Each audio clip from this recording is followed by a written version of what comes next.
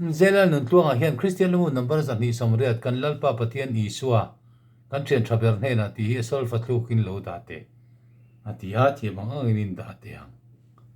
hai sangna turki hi si ani kan lalpa pathian Isua kan thian thaber hna ama mal som na le lia sang tura rinneya kan in komin trong trai hun ta kani sak lo tan sak na ani ring lel tan nge na ne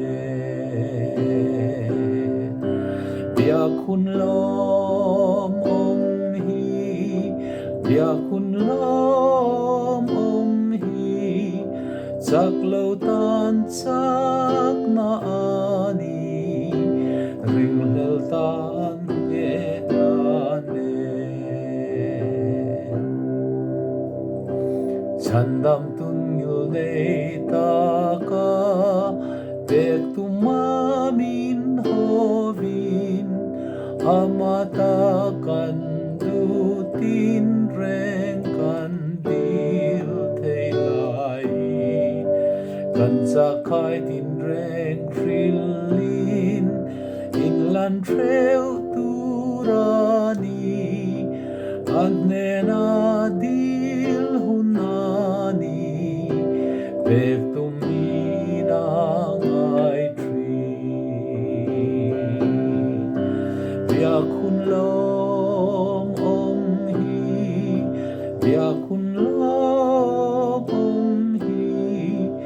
sak lo tan sak na ani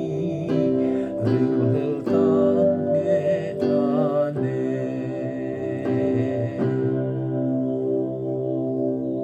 khot te kha dik chia lo mai te ya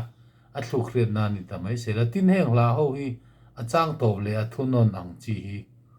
sak lo tan sak na ani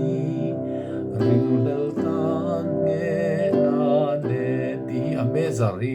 a vuak kha a bi ta kha a kim lo kha na lang trina me a thunon a po ni tho bia kun lom om hi bia kun lom om hi sak lo tan sak na ani ring lel tan nge ane katia ti mai te po kha cha ko ma se sak lo tan sak na ani sak lo tan sak na ani